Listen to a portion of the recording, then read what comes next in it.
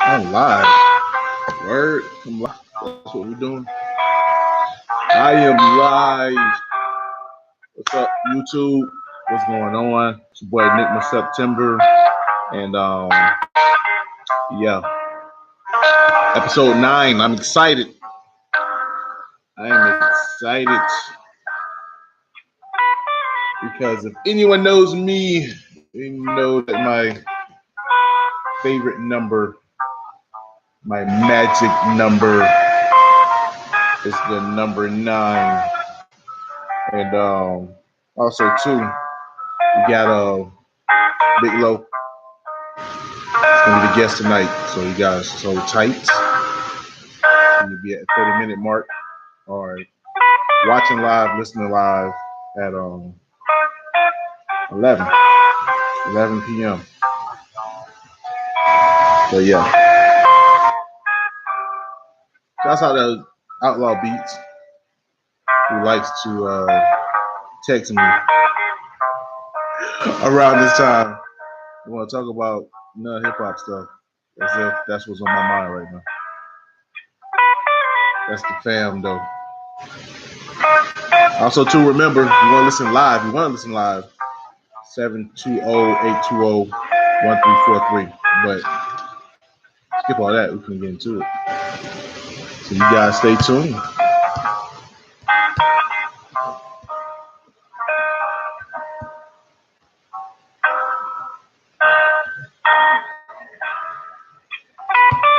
The recording has started. Man, oh man, number 9. Number 9.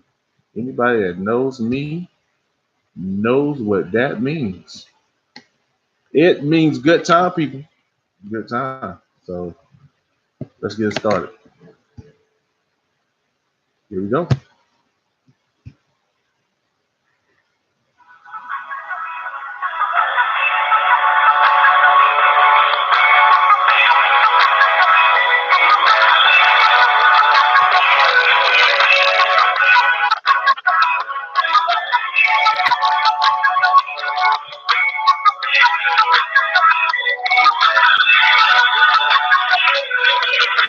Woo!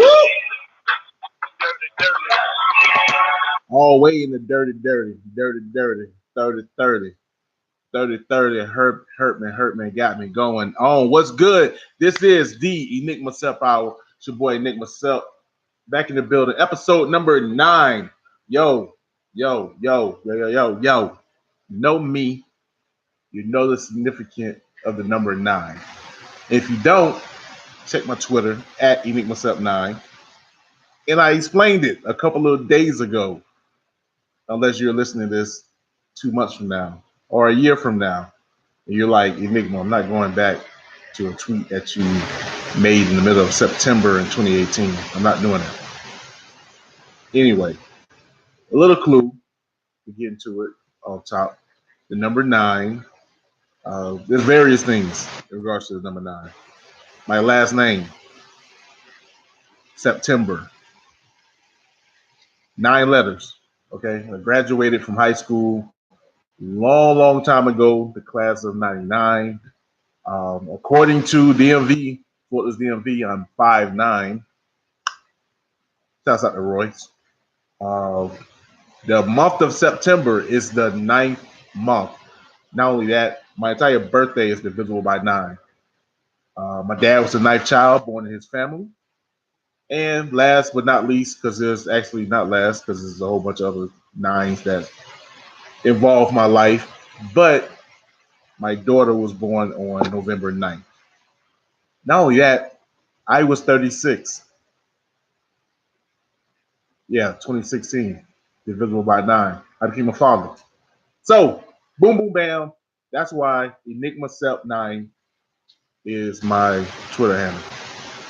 That and my old Twitter handle got jacked up or something.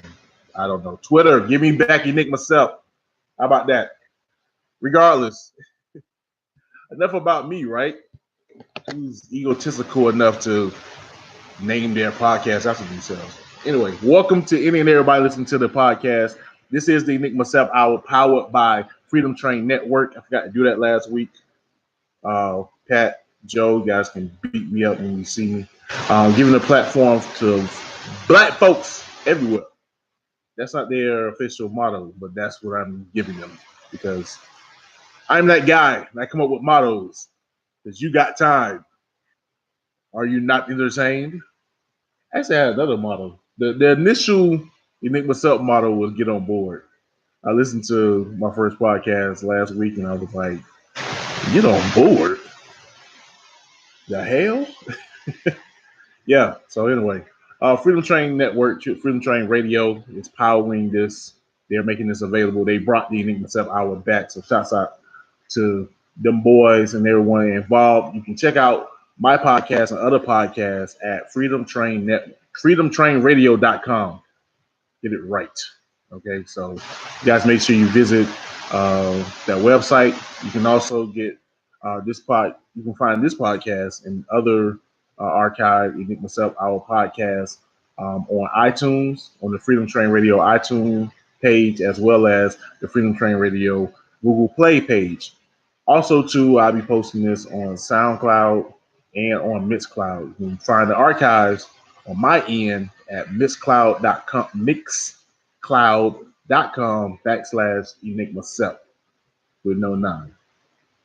Because I didn't do it for that one. But anyway, so if you want to get any of the past 8 episodes from this, the new and improved Enigma Sept Hour, you can do that. Plus, you got YouTube. I got the live broadcast where you can just look at me talk to myself if you like, because I'm pretty. And yeah, you can do that. Anyway, your man Big Low, he'll be coming in live from tour. Our correspondent of the hour. Uh, he's coming live on tour, man. He's in DC right now. My man's on tour, literally. He's a real rapper. Not you other rapper guys stay stuck in your living room doing podcasts, claiming to be a rapper. Think you're a rapper. Anyway, but yeah, he got a new project. Just dropped The Illegalists. And we're gonna play a couple tracks and dig in his brain and see what's going on. Also, too, my man's a fellow Libra, so shouts out to him. Speaking of the album, Bam. I don't know how I look. I'm not looking at the live joint. What? Bam, my man Project. See, I support. Word. What's my man got merch. I support. So yeah, big up the better music. What's up, man? You see, Jordan Lucas and Hopkins. Are they really battling? I thought it was just tweets. I haven't heard anything in the past 14, 15 hours because of work, amongst other things. So let me know. Go on, man, better music on the YouTube in the comments. Check out the live. Boom. Leave a comment. Holler at your boy. You get a shout out on the podcast. Boom, boom, bam. You know what I'm saying? That's how I go. Oh, shoot. Who I got? John Lucas and Hopkins? Hobson.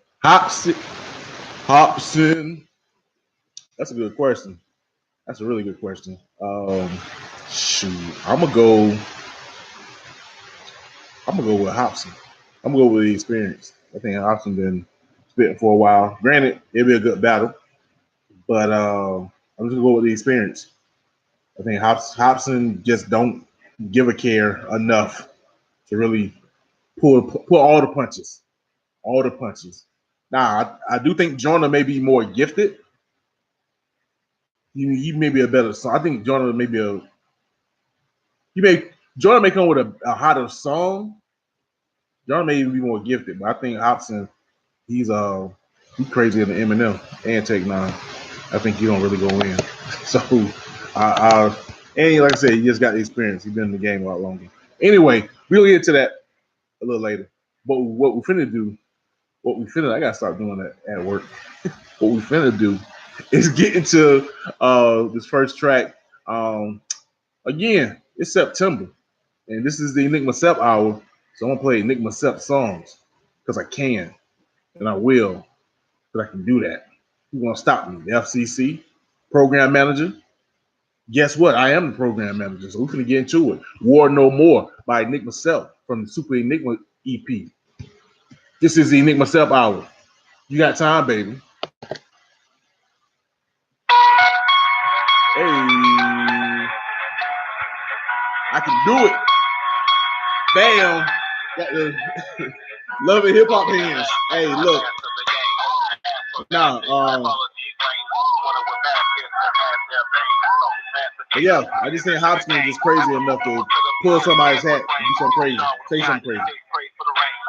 So hopefully the boys don't battle, don't beef rather. They want to battle, keep it friendly, but nah, both of them boys, they need to collab, come together, man. I'm tired. Eminem and MGK got me tired. Wanna be Drake's age.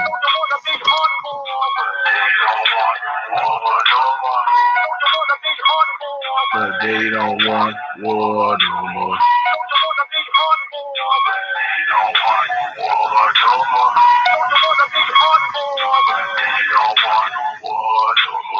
They don't want war no more. Broken kings. I don't know my words. It brings in the doubt, the south, forever slouch when we on the mouth. We come to put it down, the hardcore. Like my nigga low when he's on tour. He make me too ill for the pill. Hey, Better, you remember this song? Oh, boy. Always be prepared. Cause they don't want war no more. But they don't want war no more. But they don't want war no more. But they don't want war no more.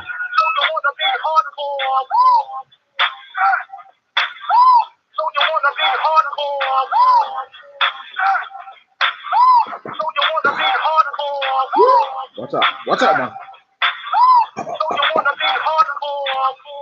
There's no Red Bull. I've been up all day. Yeah. This is your boy Enigma September. This is the Enigma Sept Hour. That was War No More by your boy Enigma Sept. Shouts out to my man's Daquan with the beat, man. That was on Super Enigma. Still available on SoundCloud and Bandcamp if you're interested. What was it? EnigmaSept9.bandcamp.com. Holla at your boy about that. Anyway, man, we can get into this top 10 rap albums. Oh boy. Yeah, this is boy. I'm joking. No, that's just kind of some entries. I guess Billboard heard me and decided to jazz it up. Number one for the second week in a row, Eminem with Kamikaze. Number two, Russ with the L because he came in at number two with Zoo. Actually, listen to that project. It's straight. Russ, all right. I mean, it wasn't nothing spectacular, but he good. He make good songs. He raps well. No, I can't. It's not hateable, but it ain't nothing like, oh my gosh, he's the next one. Nah, he's just a good rapper. Make good songs. I don't see why he get hate. Except it's just a thing. But hey, speaking of hate, number three, Drake with Scorpion. Number four, Mac Miller showing love. People showing love, giving them spins. Swimming is back in the top 10. Number five, Travis Scott with Astro World. 6. Speaking of plants, Post Malone with Beer Bungs and Bentley. Number 7, the what the hell moment of the week, which used to be a segment on Enigma Sept Hour. I need to bring that back. Suicide Boys, I Want to Die in New Orleans is number 7, who actually beat out number 8, Nicki Minaj Queen. Who's taking the L this week? It doesn't look like it's Russ. Looks like it's somebody with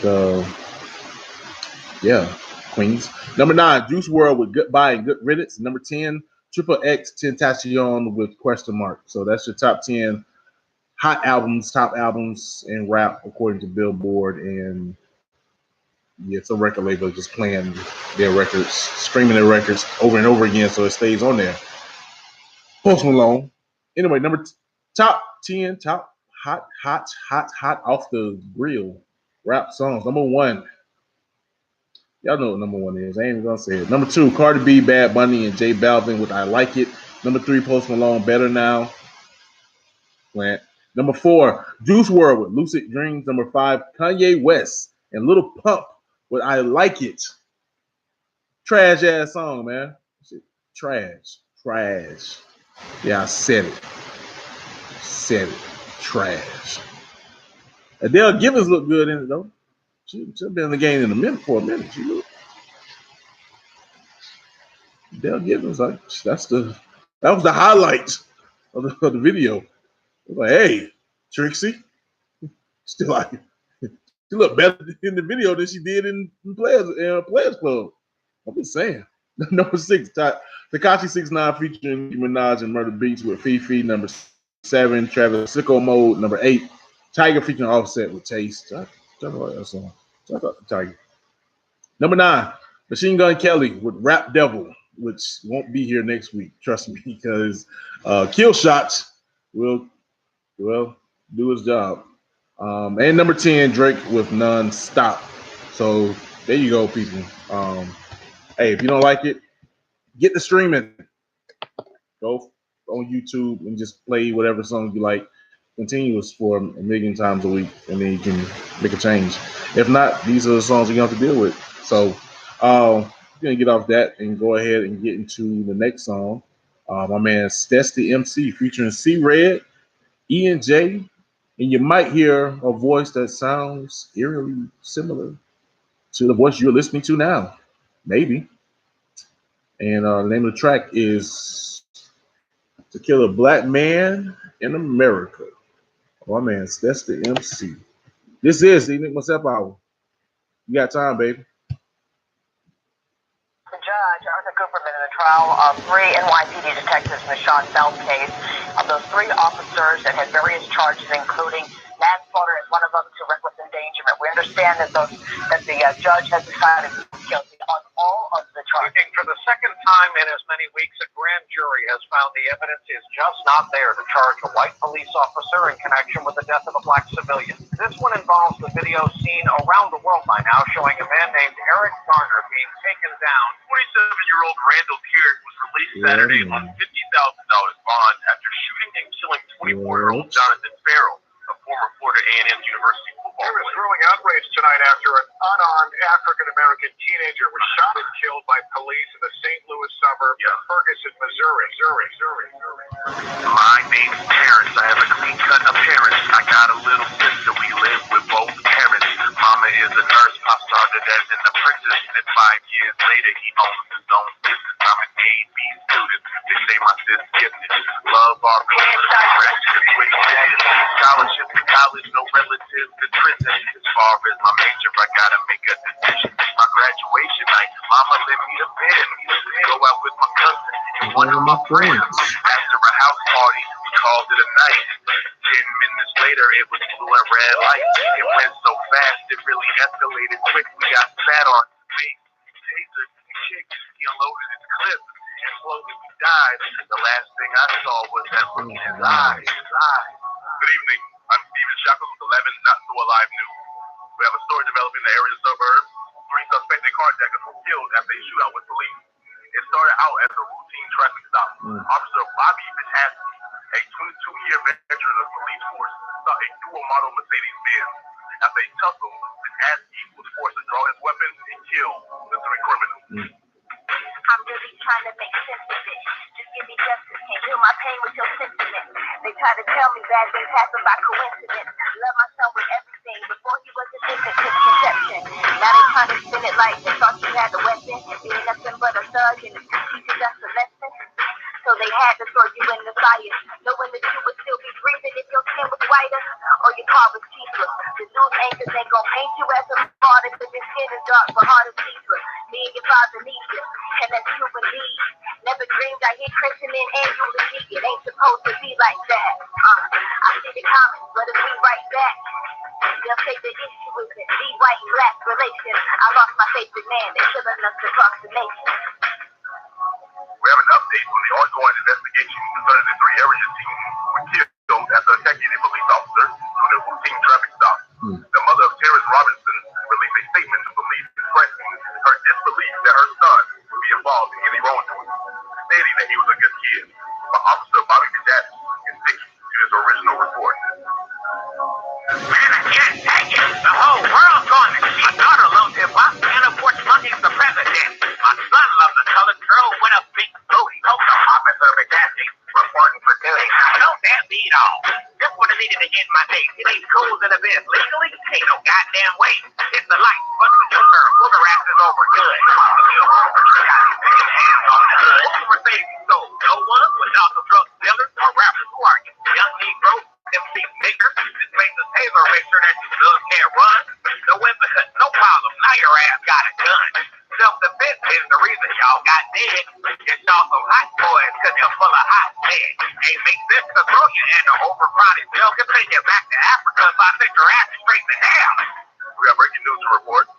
Officer Bobby Beatz went in front of a grand jury for the killing of 3 fellas this morning, and in a unanimous decision, it was determined that he would not have to stand trial. He has been cleared of all wrongdoing. Bobby Beatz is to return to his job with full pension and benefits. During his testimony, he said, quote, "All of these thugs out here look alike. How was I supposed to know they weren't criminals?" Meanwhile, the family of the 3 youth are preparing for funeral services today.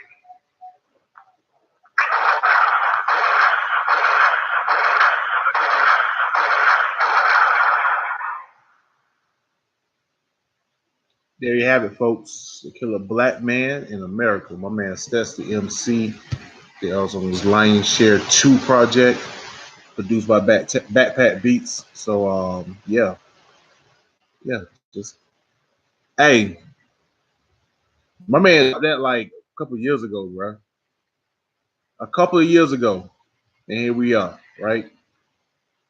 Crazy. But before I get into all of that, well, not even all of that, but we got some miscues and we got some hits and misses today, right? So, bro, hopefully, you know what? Shouts out to not only my other Libra bro, but my birthday twin for the fake out. My man with the fake out. Fake all y'all out. Lil Wayne supposed to drop the Carter 5 today, and it didn't happen. Well, at least we got another hour and 9 minutes to pull it out. So those in the future who's listening to this, you'll be like, aha, Enigma, you was wrong. Or you'll be like, oh yeah, I remember that, but he dropped it whenever he did. Or maybe he never did. Who knows? Come back and tell us. Did he drop it or not? But yeah, he was supposed to drop the Carter 5 today. It didn't happen. Whoop-de-whoop. I ain't gonna lie, I'm not really anticipating much out of the Carter 5. I hope it's like a whole new project, not like whatever he had stored. But on the flip side, like, I think we're gonna listen for the culture, and this is a good time for the culture to have people listening. But I don't think it's gonna be as hard as people. It's not gonna be a classic. Chill, just enjoy it. Don't put the classic tag on it before it drops. But one thing I'm excited about, y'all may not be excited, but I am. Andy Mineo dropped a project, The Sword. I think he's dropping a series of not podcasts. He probably will start doing that soon. Of EPs. He got an Arrow earlier this year. The best thing for me about the project is that he had Fonte, and like I alluded in a tweet today, Tales of a College Grad, nothing was heavily influenced by Fonte's Charity Stars at Home. As far as like the mood of the project, and with the Super Enigma, Andy Mineo's Neverland had a heavy influence in regards to the mood of that project. So to see those 2 artists work together and do a song together, this name of the song is Donuts. If you want to check it out, yeah, man, I was excited. That was an early birthday present. Yes, my birthday is in 6 days. Get the cash out, bro. What's good? I'll let your boy. But no, so that was a pleasant, not present. It's present because it's now. Pleasant surprise for me. So all of those that were disappointed in my twin bro, September 27th, Holy in the Sabbath, for not dropping his project, I am happy about and Mineo dropping his. So today was a good day for me. Don't know about you guys, but it was a good day for me. Also, too, man, I want to get into something real quick.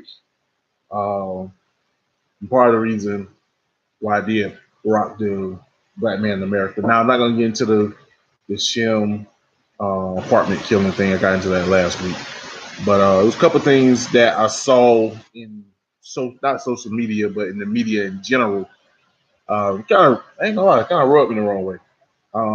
First, there was the whole Katt Williams versus Kevin Hart and Tiffany Haddish. Quick rundown: Katt Williams on a radio station in Atlanta had some choice words about the two. And also to the hostess of the show. Can't think of the old lady's name. He roasted her. He roasted her ass. He was Katt Williams was for the smoke that day, and Shorty got it. But a lot of people like didn't feel bad because they figured she go after people anyway, so she got what she deserved.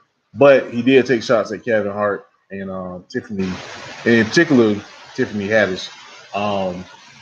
So Kevin Hart, Tiffany Haddish were on the Breakfast Club, the biggest radio show you can be on, and they took shots back at him, in particular Kevin Hart.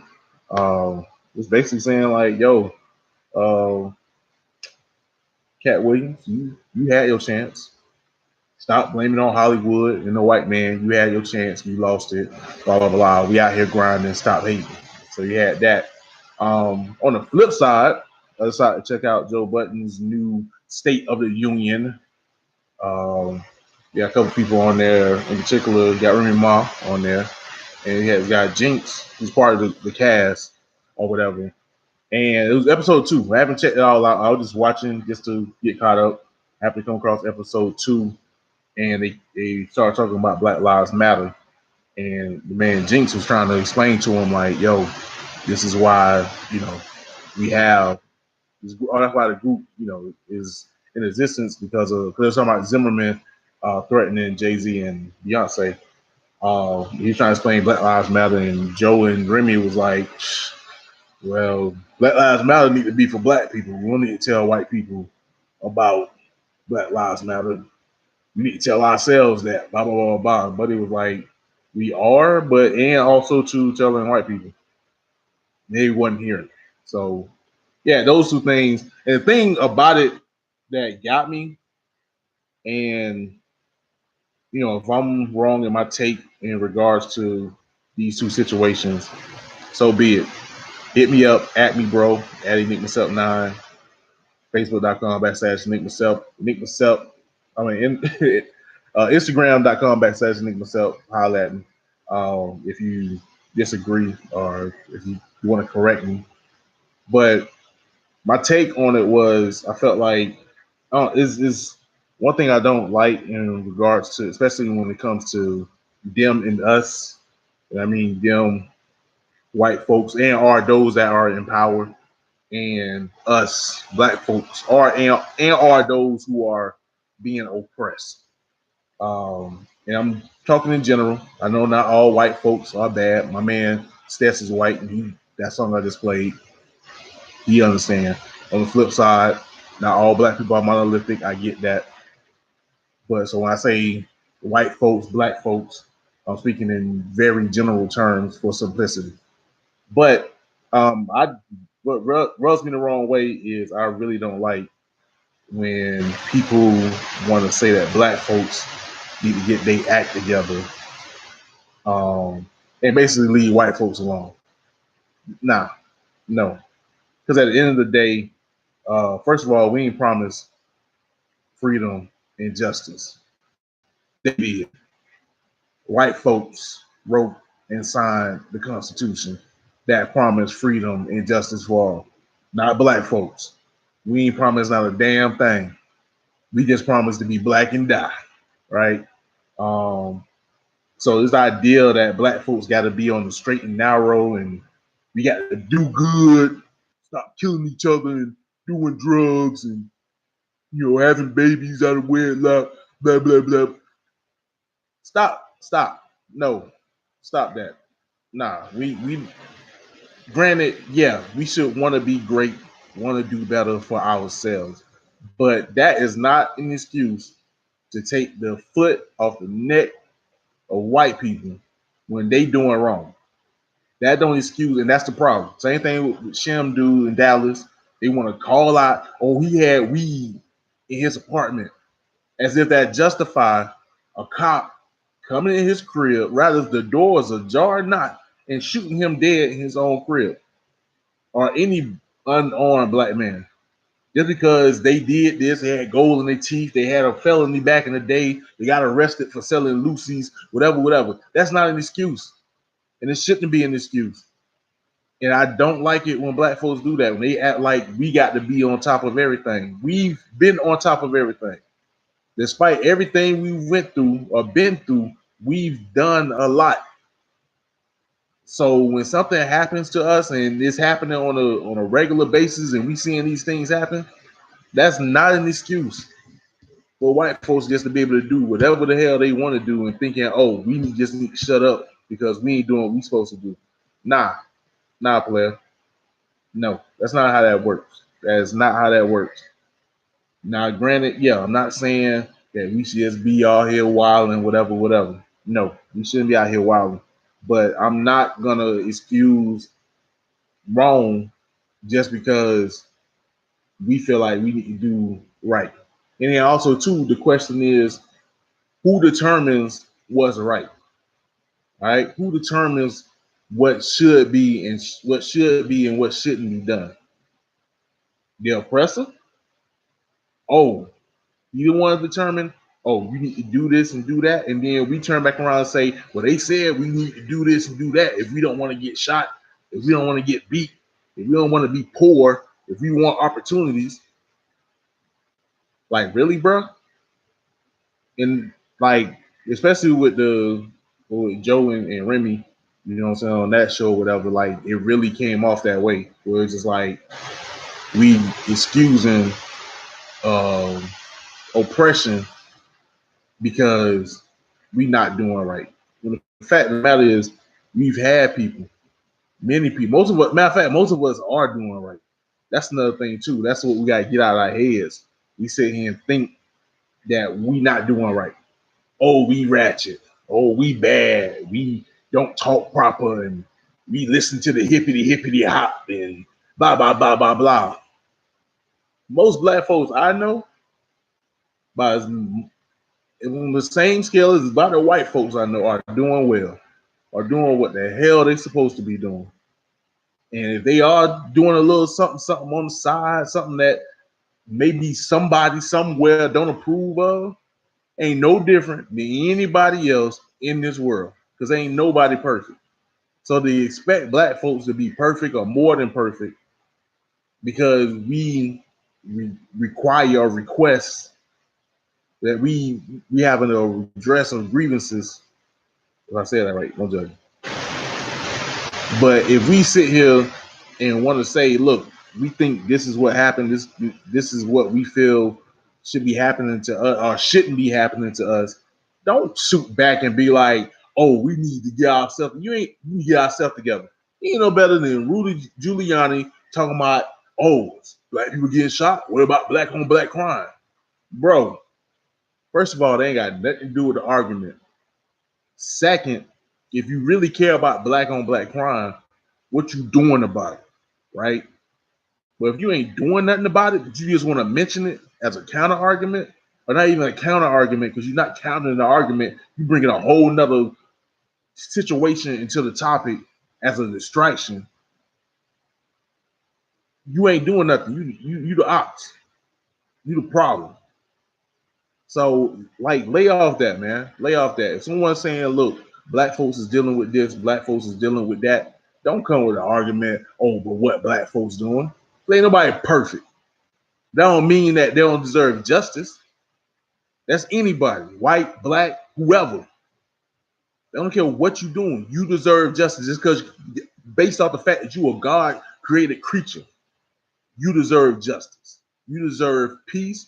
You deserve to be able to live your life as long as you ain't messing with nobody else. As long as you're doing what you're supposed to be doing. And even if you're not doing what you're supposed to be doing, as long as you ain't violating somebody shouldn't be coming violating you. If you get violated, then you should be able to get just cause for that. So chill out with that whole black people need to get their act together. We got our act together, man. And they ain't talking about, they ain't even they ain't not directing this to white people. Anybody. Black people, we good. Can we get better? Yeah. Yeah, we can get better. But trust me, man, we good. Because I'm trying to tell you, black folks I see, black folks around me, we straight. Are they perfect? No, they ain't perfect. I sure ain't perfect. Damn sure ain't perfect. But does that mean if I leave, I walk out my door right now, and a cop just pull up and just randomly shoot me, then I'm supposed to die? I'm supposed to die because I had a child out of wedlock? I'm supposed to die because I work for the state? Y'all know my real job. Anyway. I'm supposed to die because I was in Top Flight drinking some liquor a couple weeks ago? I'm supposed to die because I'm fat? I don't know. It's a ton of things, man. It's a ton of things, and I don't. It just really rubs me the wrong way when I see that. And I mean, even with I know the Kevin Hart thing seems like it's kind of out there, but I guess with the Kevin Hart situation and with Katt Williams, he was basically saying, well, you can't blame Hollywood if you went out and started doing drugs and they decide not to deal with you. And I get that, but again, it kind of, to me, it kind of went back to that ideal of, oh, you wasn't being perfect, so you didn't get your just due. But it's like, look at Robbie Downey Jr. He was out there doing drugs, acting out. He was able to revive his career. You know what I'm saying? They brought him back in. What's the other boy? The I'm winning guy. Y'all know what I'm talking about. Charlie Sheen. Y'all forgot about that, didn't you? I know most of y'all did. Yo, what's good, Joe? Joe in the building. My bad if I ain't see y'all in YouTube land. I'm sitting here ranting. But my little rants. But Charlie Sheen, he was acting out for a whole damn half a year, not a whole year. Still allowed him to do whatever. And granted, I mean, Katt Williams, he just won an Emmy. So he ain't out of the loop like that. You know what I'm saying? But it was just, what rubbed me the wrong way was, excuse me, ooh, Lord, that was bad. What rubbed me the wrong way was just this Kevin Hart kind of brushed aside the ideal that Hollywood and all white people in Hollywood. He tried to bring it back. I can't throw it all on him, what he said, but he kind of tried to brush aside the idea that Hollywood doesn't hold back, or didn't hold back, at least Katt Williams in a sense, or they wouldn't. Like, you just gotta work hard. And it's like, yeah, you do have to work hard. Cool, we get that. Ain't no doubt about that. We get that. But they kind of brush aside and be like, well, if you dealing with oppression, you just gotta go against it. Bro, we know that. But don't act like Hollywood really isn't setting stuff up. Real talk. Don't act like these white executives ain't setting up for their favor. Even if they do give us a little piece of the pie. Don't act like they ain't trying to set it up where we can't advance or only advance so much. So I don't know. It just rubbed me the wrong way in that regard, but definitely with Joe Budden and Remy Ma going at the Jinx dude or whatever in regards to Black Lives Matter. And then I don't know, just make me sound like trumpeteers, if you will, or what we usually call them before they were trumpeteers. You might know. I forgot. Oh, Tea Partiers. That's what damn Tea Party, stunt conservatives, whatever, white nationalists, all of them. That's what you end up. That's what you sound like when. Honestly, that's what you sound like when you say stuff like that. When you say stuff like black people need to get their act together and not complain about what the white man is doing. Again, I'm talking in general, talking really in general. But when you say stuff like that, you really sound like one of them, like one of these white nationalists. And it's like, nah, even if there's some truth to it, I mean, because shoot, ain't gonna front. Could it be that white nationalists can say some truth to about black folks? That black people get themselves together. Yeah, they can. But where is their heart in? And or what kind of solutions they bring into it? Or are they just sitting there being like, the black folks need to do this, the black folks need to do that? Bro, nah. Nope. Not gonna take that. Not unless you are doing something or you have something planned. And or your heart is in the right place. And if I don't know if your heart is in the right place, I'm not taking your criticism, bro. Nope. Not now. Not today. I ain't doing it. And so again, black folks gotta watch yourself. Check that. Check yourself. Make sure you ain't sounding like them. Straight up. Because you mess around and you're just endorsing what they saying, then next thing you know, they using your sound click. That's not sound click. Don't erase our song sound click. Don't ever go down until I can download all 100 and how much is it? 180? I gotta go see. 180 songs that we got on SoundClick.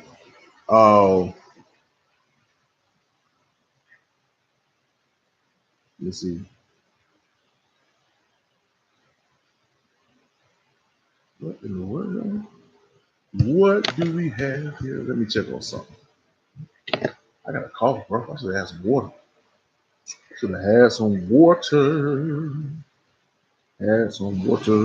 But nah. I'm a bad host to myself. How about that? I am a bad host to myself for not having water. Host it up.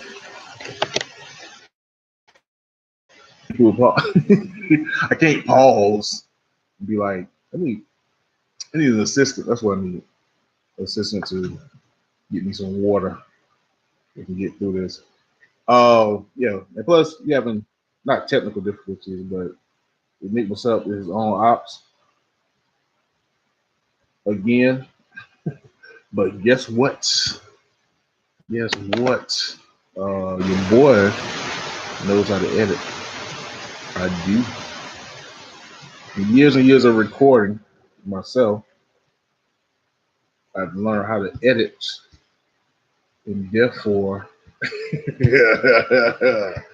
so y'all listening live, y'all getting the raw deal.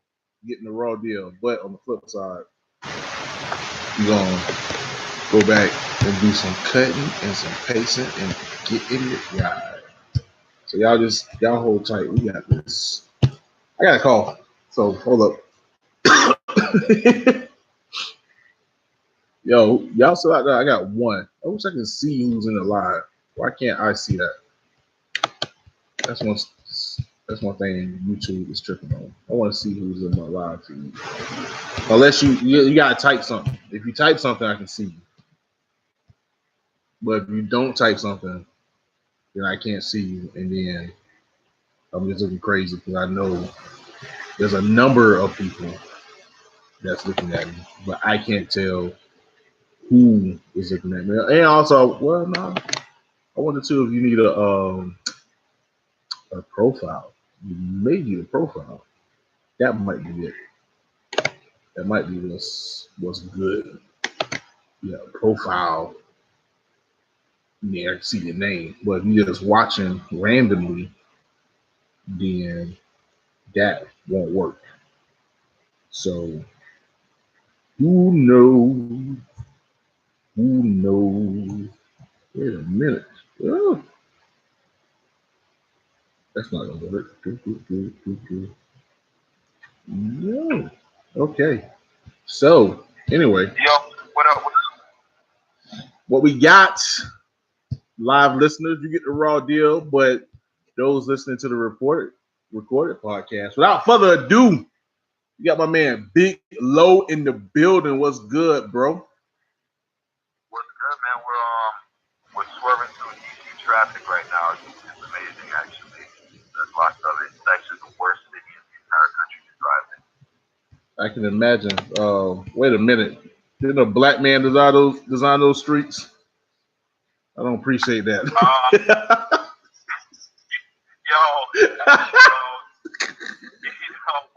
out of a weird place you just put me in, actually. Even if a black man did decide it, he did an absolutely awful job of engineering. Hey, keep it real, man. Benjamin Banneker is the ops. He should have did better. He should have forethought cars and lights and stuff.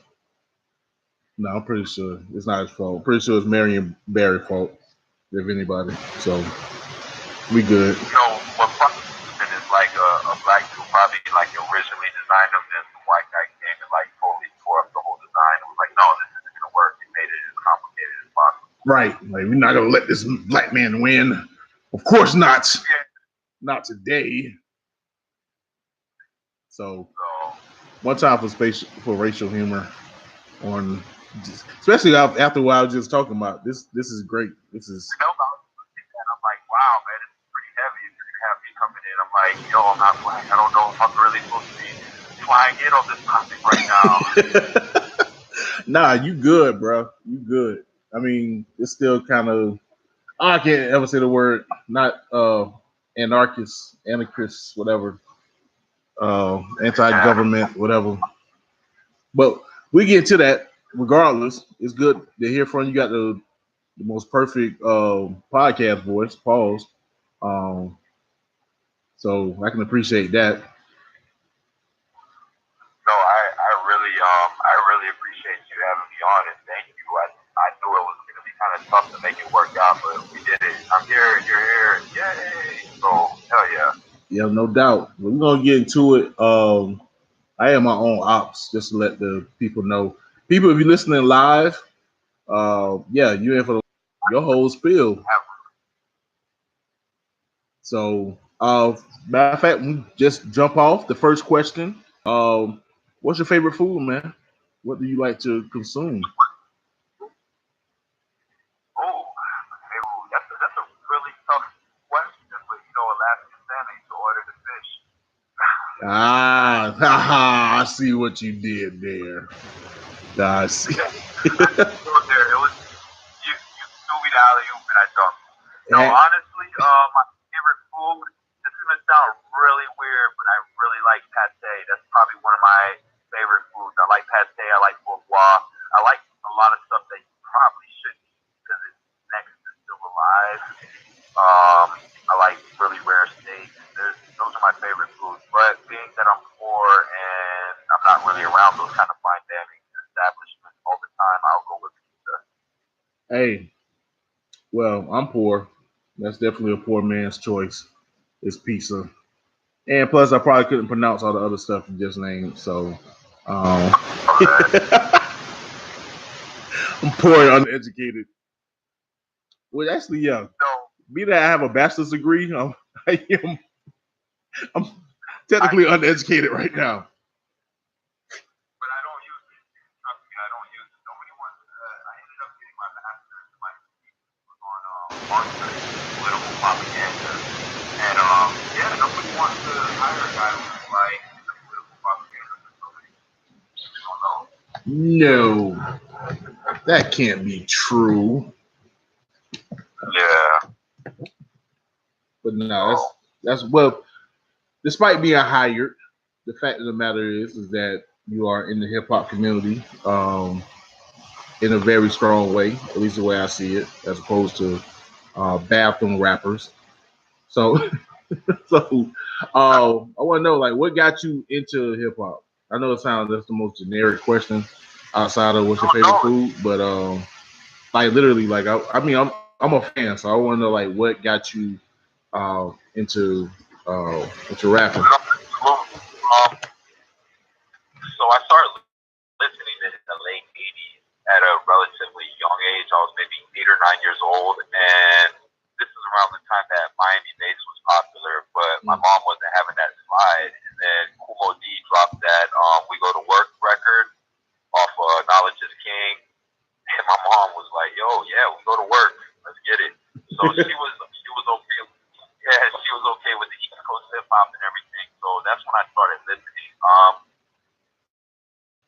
Starting probably in the mid 90s, but like I never really took it seriously. And then I got in trouble, and I was like we like to say, I was going to school on the state of Florida's dime in my youth. But I was down the road for a little minute, and you know, that's when I started taking it a little bit more seriously with the writing. And then when I got out, I was going to Tallahassee Community College, and I was working at CCC Eagles, baby, and like our basketball, it was kind of cool because our basketball team was raw at the time. Right. Yeah, it was kind of a cool thing on that little CCC campus at that moment in history. But either way, where was I? Yeah, so I was doing that, and I was going to Taco Bell, and like I was on community control all at the same time. But so when you're on community control, you can't go clubbing or do anything. Like you can't spend your money on anything stupid because you're gonna go back to jail.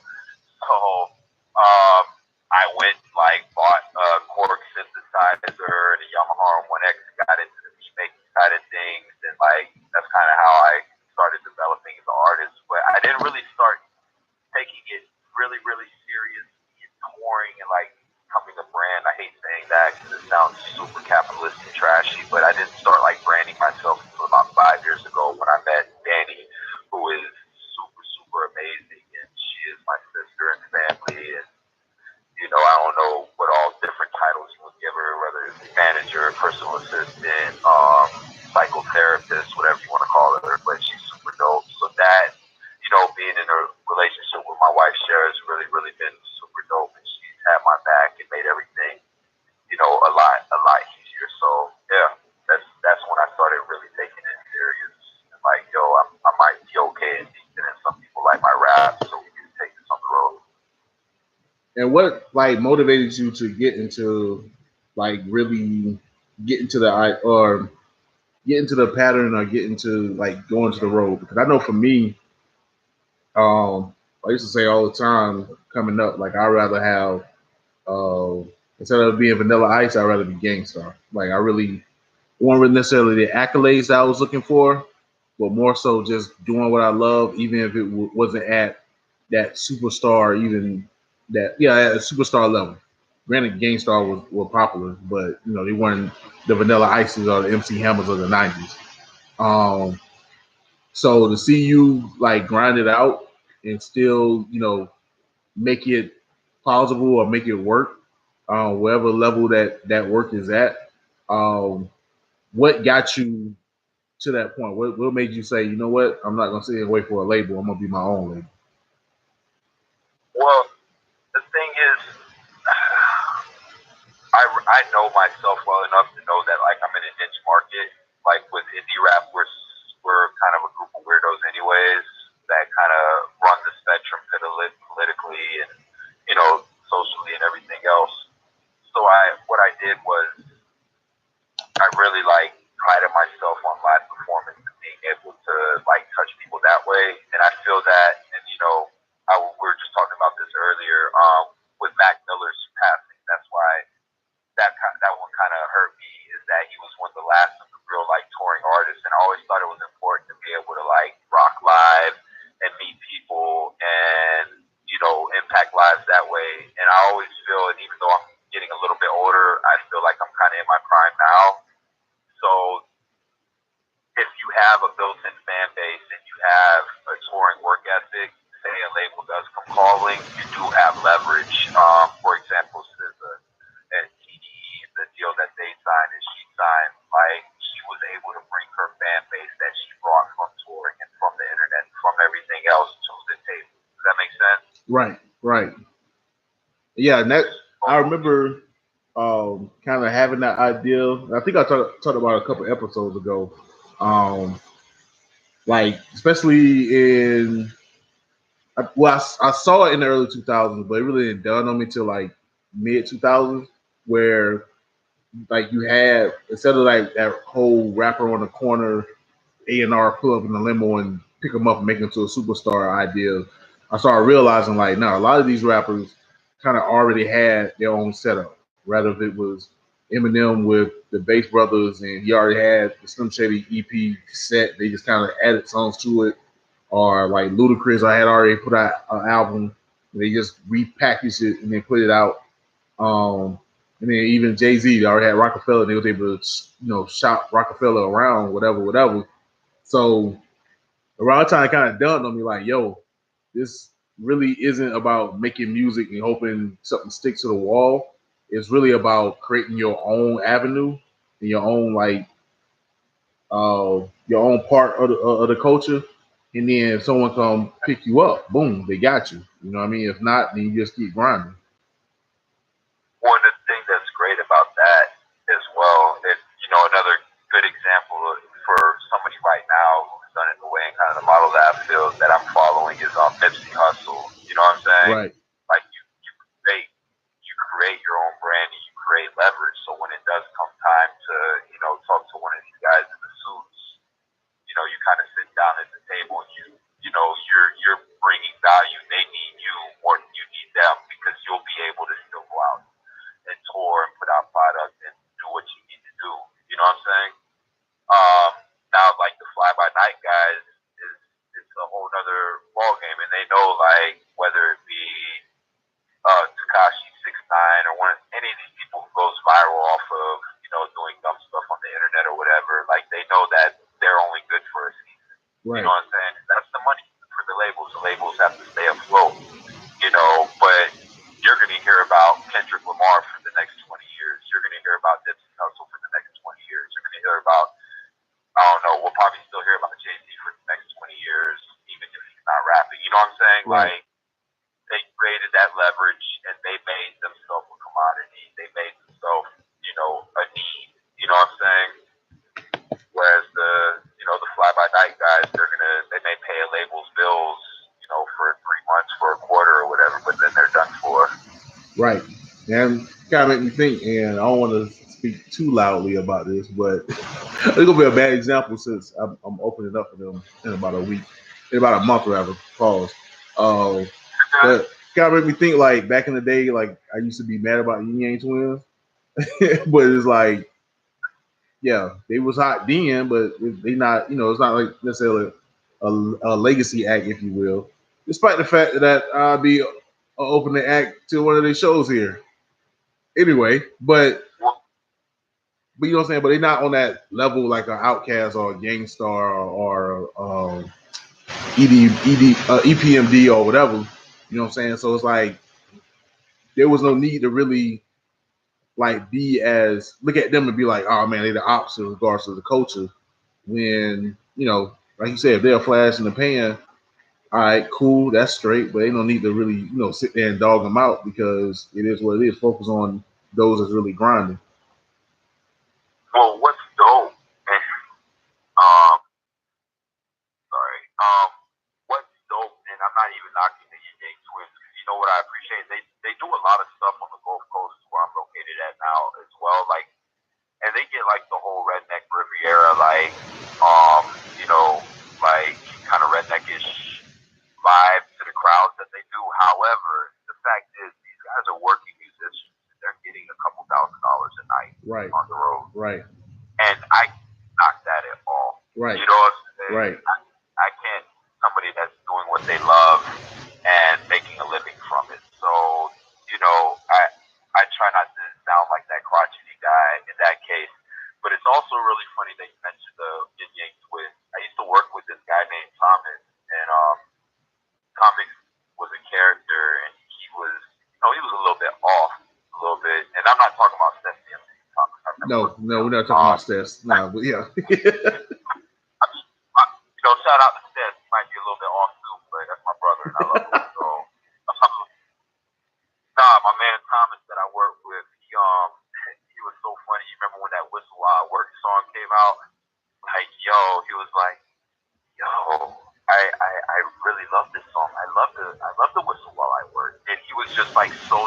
serious about him, and like you know, water look at him like, yo, what is wrong with this guy? This song is trash. And yo, what was going on?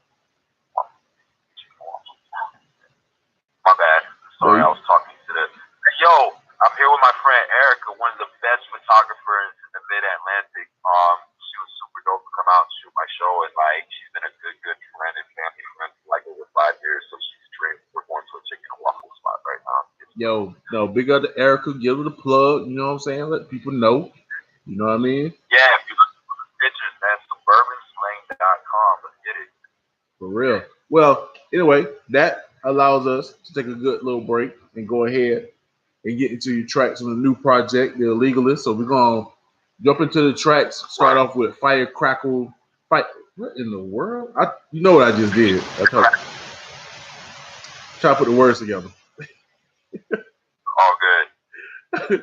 Firecracker, Popcicle, and then we're gonna hit y'all with the Saint, and then we're gonna come back and talk some more with my man Big Low. This is the Enigma Sept Hour. You got time, baby, because we're going to overtime tonight. Yes, sir. Yes, sir.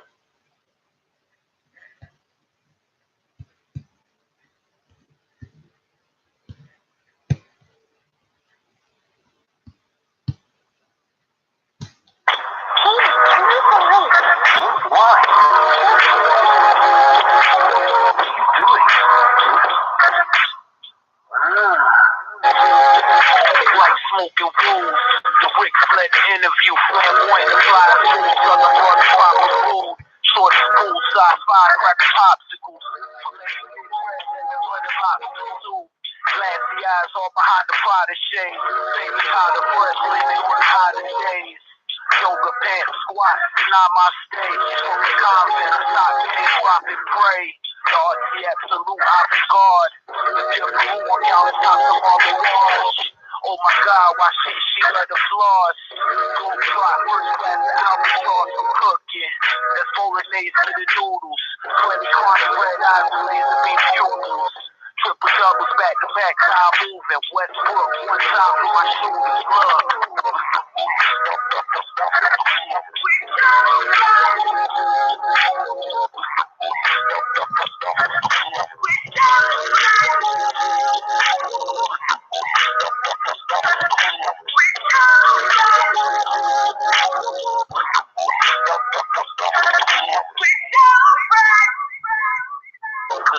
The conversational rap writer, the spits water covers the rhymes vibrant. Hey yo, peep the time in such a fiery climate. Diamond the force in the heart of survival. For sure, I'm on that floor with the shit.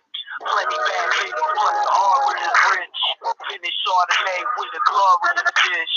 Aladdin sandwich in order to fish.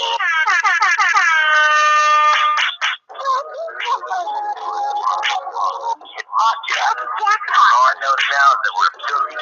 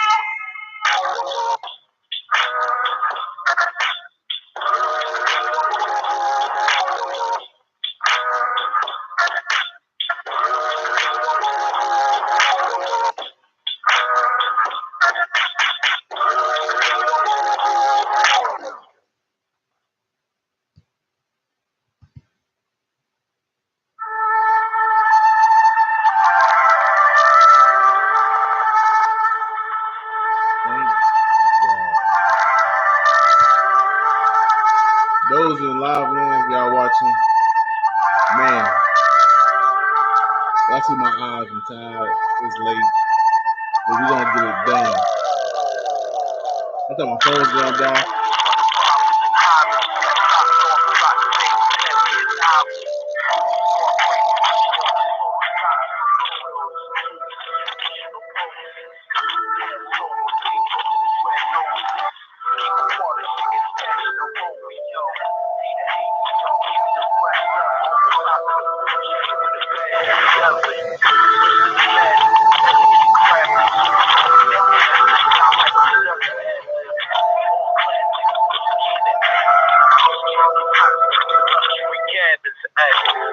out for my niggas departed.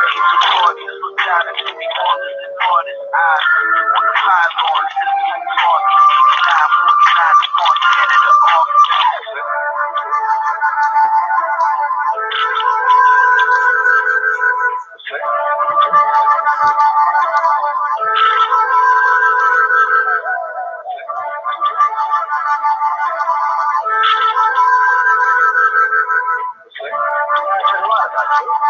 Muted.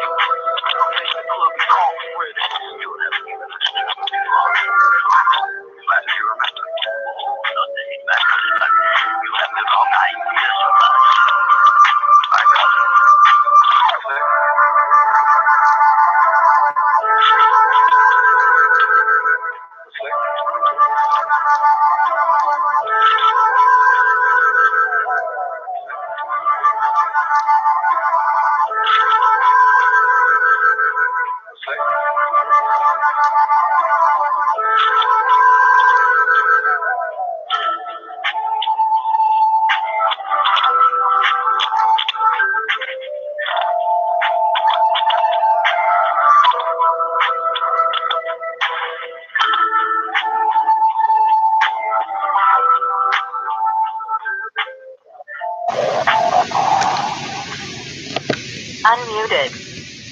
Amazing, amazing, amazing.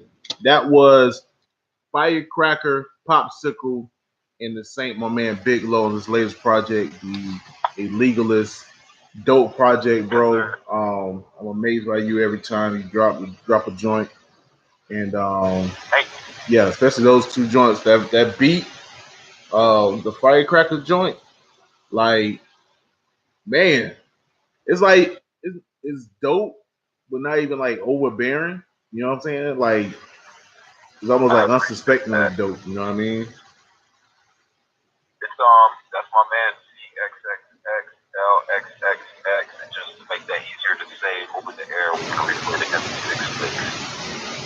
So that's 6 licks on the beats for that entire project. That's my first time doing a project that was entirely produced by one producer, and it was a super dope experience. It was difficult, fun, and that's fam, and it was dope. It came out really, really well.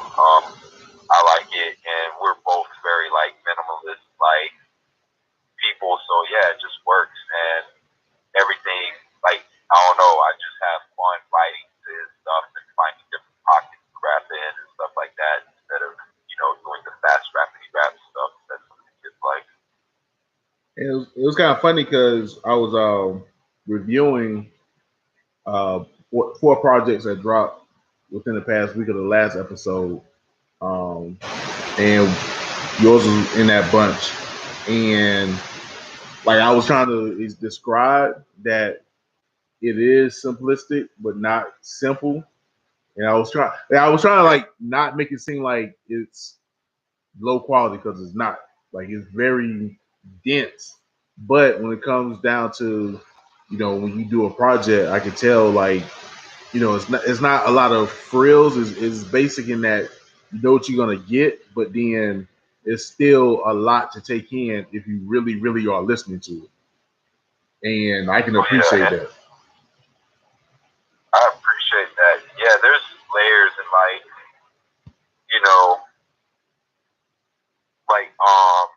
like for instance, somebody caught it on that Firecracker Popcicle. I say, for sure, on that Florida shit, like for sure, we live by the water, right? For sure. And there's stuff like in my raps where, there's one bar might have 3 different meanings in it, and then there's, internal rhymes. So like the second syllable in the first line is gonna rhyme with the second syllable in the next rhyme. And I'm just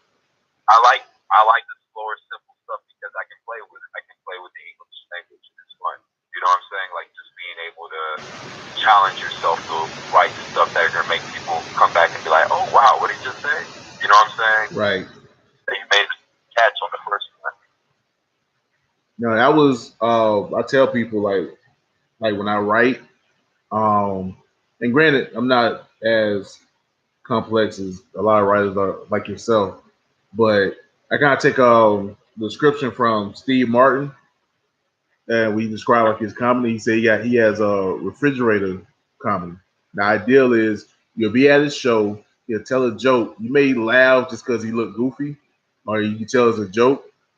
You go home with your wife, you go to bed, you wake up for a midnight snack, you go into the refrigerator, and while you're looking for the snack, boom, it hits you. That the joke travels with you or whatever. And that's kind of like always been my thing in regards to my writing, and basically the same concept like you said, where it's like you put little nuggets in there. So the first time you hear it, you're like, all right, that's dope. But when you second and third time, you're like, yo, you did this, that, and the third, and it makes it that much more special, I think, to the listener. So to know that you got that same approach to writing, that's dope. And it's Libra swag. So you guys get with the program. We Libras are the best. So we gotta represent. You got a birthday coming up in a couple of days here, and then I got a birthday coming up like a week after yours. Yeah, that's how we doing it, bro. It's our time. Leo's out here trying to shine. Fuck JC and A to the L. Yeah. Get y'all Leos. It's a real L sign, son. The leaves are changing. The fall air is getting it's gonna get a little bit less hot in Florida. It's gonna get nice and crisp where I'm at up now. I'm about to be in New England here in the next couple of days. So yeah, man, and definitely our time, man. Like all the white girls are putting on their Uggs and getting their pumpkin spices ready, right? And like, this is that time of year. Oh, it's fall. This is beyond me. Yeah, you can't. Man, it's football season. I heard that FAMU got messed over the other day. We ain't gonna talk about the other team in Tallahassee. I don't think you want to talk about that other team. Man. But, nah, we ain't nah. A lot of crazy stuff going on. I love it, man. It's the best time of year. No doubt. Matter of fact, wait, is it October 6th?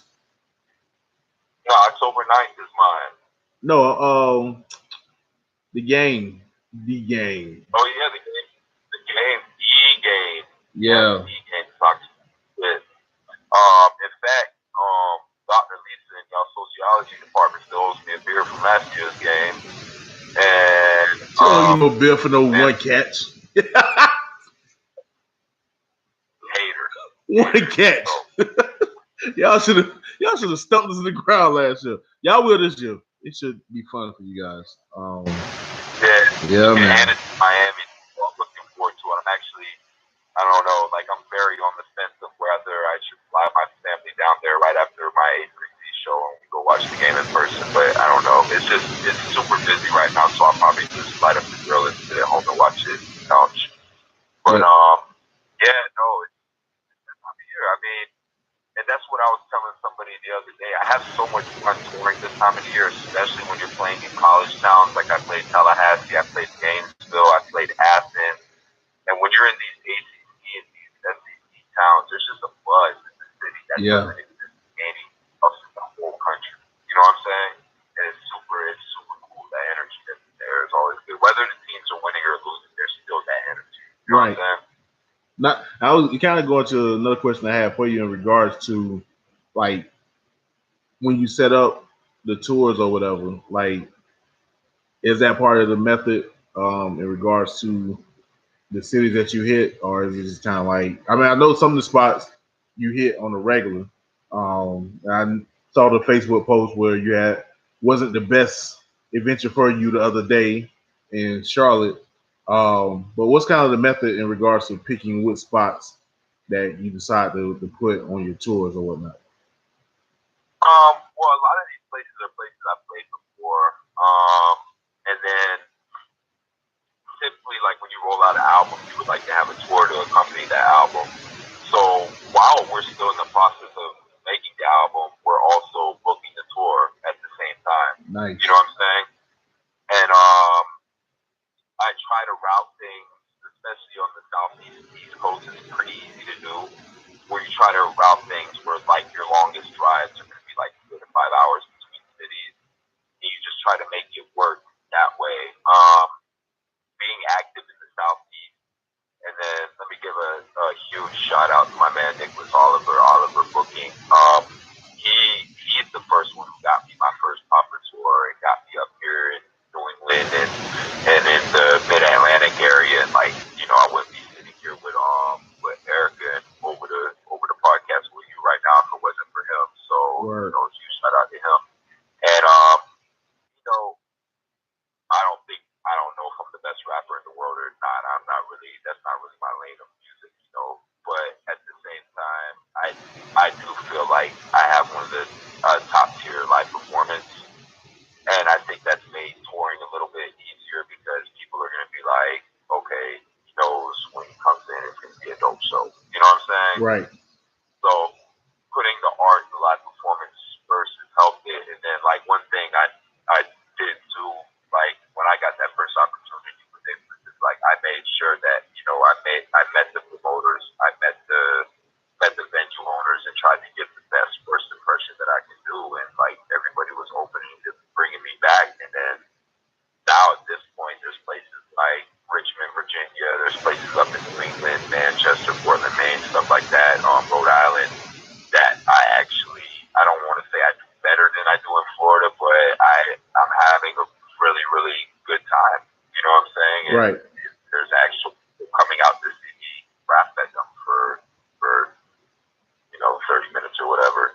No, that's dope. Cause I did kind of wonder that, because I mean, not to put anything or anybody on blast, but you know, being that shows that when you was in Tallahassee, which I want to point out, the card having the postcards with the title of the songs, they're damn near genius, especially in this day and age. Thank you. Yeah, so people can get a visual and be like, "Hey, I'm gonna search that and stream it all day tomorrow," so Big Lo can get streams. But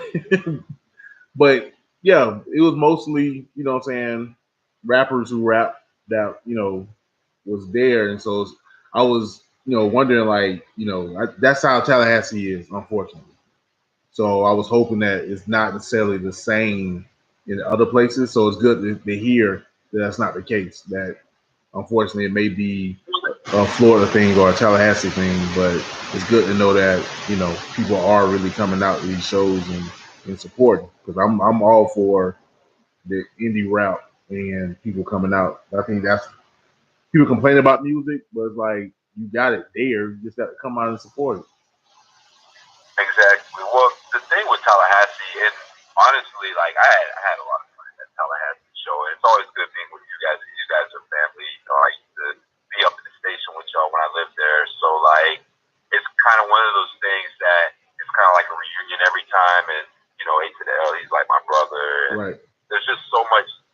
There's you know, interesting. Tallahassee's an interesting place to be. But so you have that going on. But the thing about the Wilbury specifically, where we performed at Tallahassee, it's a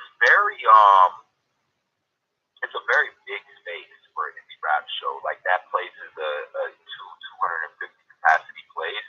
Right. So even though you have like maybe 60 or 75 people there, it feels like there's only 20 people there because it's such a big space. Does that make sense? Right.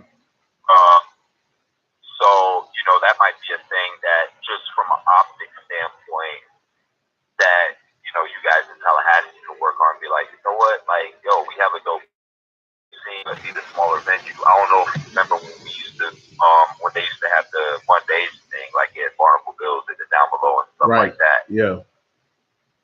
The crowds there weren't any bigger than the crowds that were at the Wilbury the other night. It was just a tiny space. You know what I'm saying? Right. I think that has a lot to do with it. I will say this, and maybe it's something because there's two major colleges in Tallahassee. You have both Florida State and FAMU, and there's kind of that divide. Right. You know, conflicting interests, and it's the capital city. I will say that, and you know, please don't hate me, Tallahassee, and please book me again. But I feel that Gainesville has the far superior arts scene, and they support and shows and playing in don't take it. I don't take it as a diss. I think it as a challenge, even to myself, because I am a true Tallahassean, and I love hip hop. So to me, anybody if they feel some type of way, first holler at me because Big Low is my bro, and second, I feel like it's a challenge. So if you feel some type of way about that, do something. Shouts out to really tag it. You know what I mean? Don't get me wrong. That's why I didn't want people to take that the wrong way. I love playing in Tallahassee, and like I love you guys, and I always have fun there. But it's a different vibe. Like in Gainesville, it's I don't want to say it's different. It's kind of a hippie-ish town too. It's just a very small version of Austin, Texas, or something. It's more of a music city. Does that make sense? That's kind of funny because I always thought like Tallahassee was that at some point. It probably was, like especially when the rock scene was popping in the late '90s, early 2000s. Like that's why I was always interested in Austin because I figured it was just a bigger Tallahassee. So for you to say that is definitely interesting to me because I always felt like Tallahassee could be another Austin. But yeah, I think especially for the rock scene, at least for me, because I was definitely into rock, in the earlier part of the 2000s, when there was really, a lot of stuff popping, but I don't know as much anymore. But I don't know if that's just because it's just not popping or I'm just more so in the hip hop that I just don't see that side anymore. So, go ahead. I also think that like it's hard, and I'm pretty sure every scene deals with drama. Some scenes I see the drama more because I know people personally, whether it be the Tallahassee scene or the Pensacola scene and stuff like that. And even it's kind of weird, I see some of the drama in other scenes in different cities, but it's definitely a lot to be said about like unity and stuff like that too. And so when you have acts that are clashing that should be in the same line and be on bills together, it kind of hampers things a little bit, and I don't notice that in a lot of cities that have like stuff like super pop. You know what I'm saying? Right. So this is what we're gonna do. I got one final question. We don't turn this Enigma Sept Hour to the Enigma Sept and a half hour and a half. Y'all owe me money for giving y'all this extra content. What's good? But now, being that we both now are fathers, unfortunately I'm not a husband, at least not yet. How do you deal with that? Because I know, being that my daughter doesn't live with me, and that's tough on a daily basis. But your daughter's there with you in house or whatever, and then you go on the road. I would lose my mind. So how do you handle that? I don't. I'm depressed a lot of the time. I deal with super social anxiety. I miss her dearly. And I don't know how musicians and family people could have done it, just 10 years ago. I'm definitely thankful for having like FaceTime. I FaceTime her every day. I tell her good night every night before she goes to sleep when I'm on tour. And I make sure I'm in constant contact with her. So that's a little bit of a semblance. It's not the same as, hugging your daughter and kissing her on the head and telling her to go to sleep.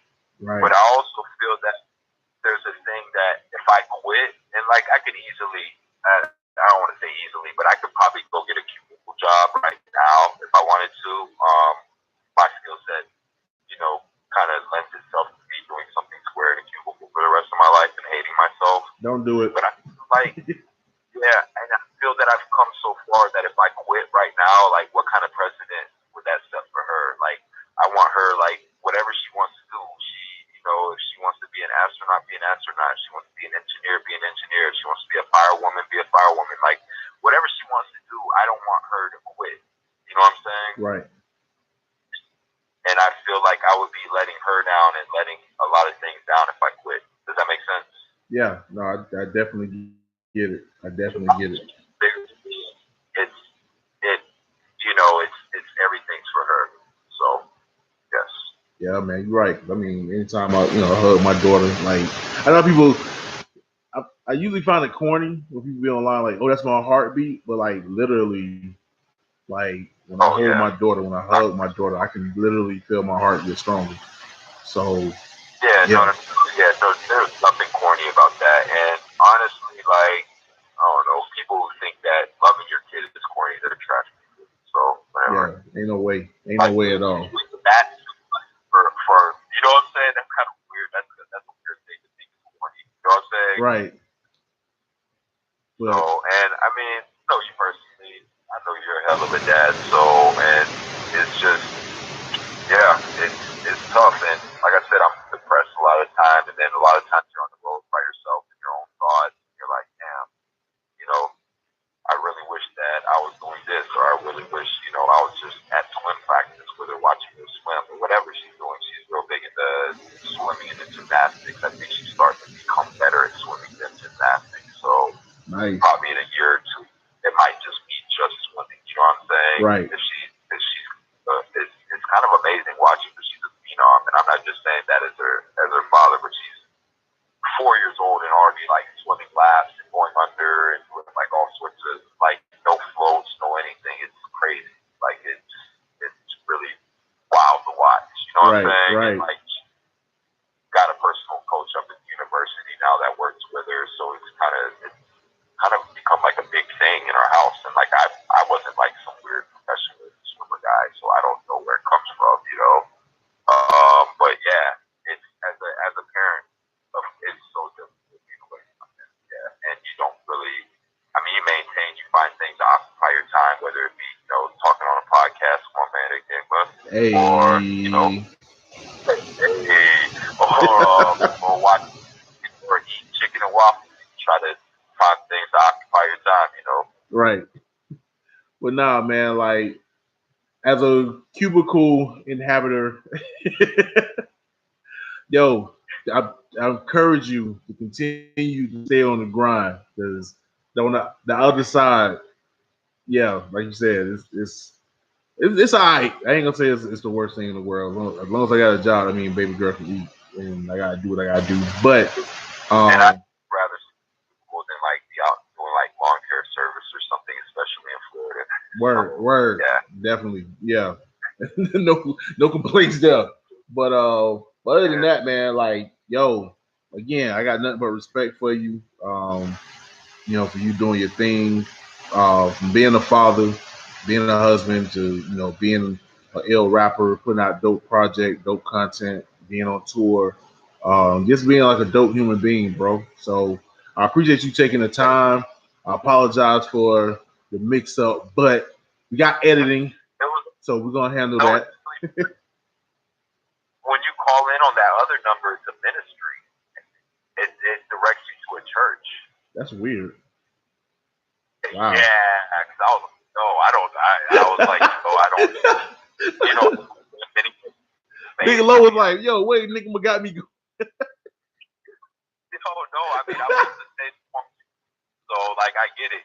There's a lot of souls out there. I didn't pick up that soul growing up for some reason. Right. It would have been. It probably would have been fitting too, because you probably like, yo, Enigma, he ain't the best Christian, but he is a Christian. He trying to set me up. Like, what's going on? No, but unlike some other people we have in our circle of friends, you'll never hear me criticize any of that stuff. So. Yeah, nah, I take it with a grain of salt. I'm not one to force anything on anybody. You make your decisions, you live your life, and it's all good. But regardless, well, I've been through a lot of religions in my life, and I've had evolutions here and there, and then I went through a long period for about 10 years where I was atheist, and then with my daughter being born, and just a lot of things that have happened over the last couple years, I've kind of like backpedaled a little bit. I'm just gonna spit a diagnostic thing. I just can't really get into man controlling text, but I think it's kind of foolish of me to think that there could be something out there. And then atheists are men suffer. It's like shut up sometimes. Let me want to believe. You know what I'm saying? Right. So kind of the thing. Like just you can have your thoughts. That's cool as long as like a religion is not hurting me. Word. No, I'm with it, man. But again, I appreciate you being on the podcast, bro. Us chopping it up.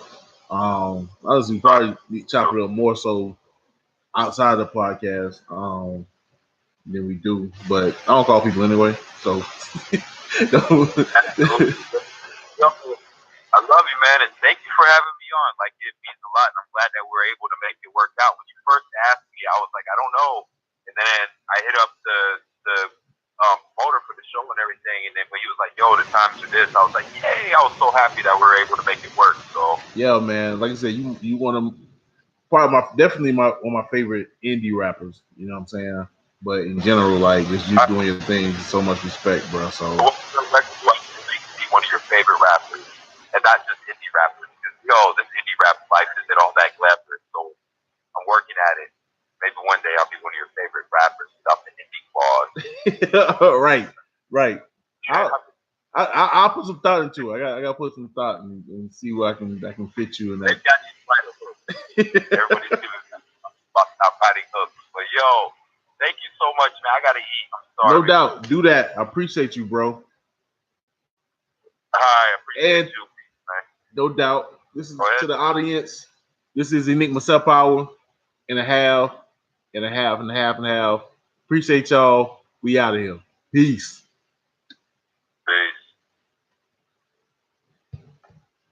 This session is no longer being recorded.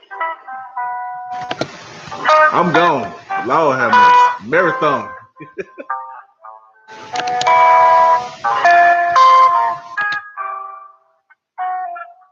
Woo, boy. Oh, now y'all want to end? Y'all want to end the stream? I said end YouTube. Bye. What we gonna do? Yes. End. Please. For the love of God. And now. All right, we get back here. I don't care.